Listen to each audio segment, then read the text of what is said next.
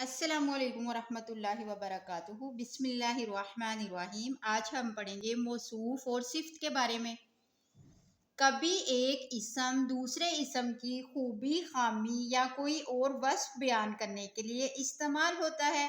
ایسے اسم کو صفت کہتے ہیں۔ جیسے نیک لڑکا میں نیک صفت ہے۔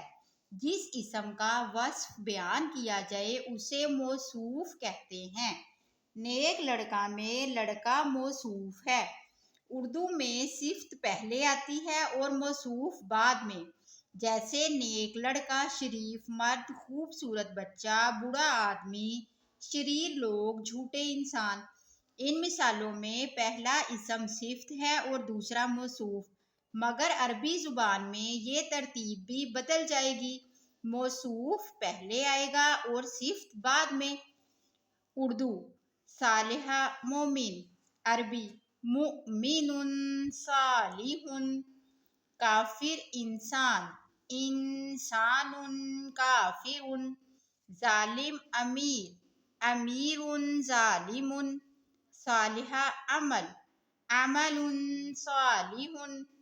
عربی زبان میں صفت اور موصوف بنانے والے دونوں اسموں کے آخر کی حرکتیں اور شکلیں ہمیشہ ایک طرح کی ہوتی ہیں۔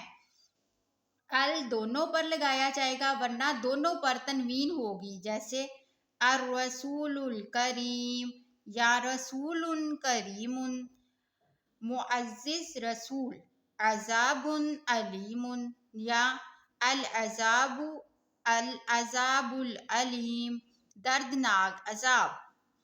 ارض واسعۃ یا الارض الواسعۃ، کھلی زمین۔ پلیز لائک اور سبسکرائب مائی چینل۔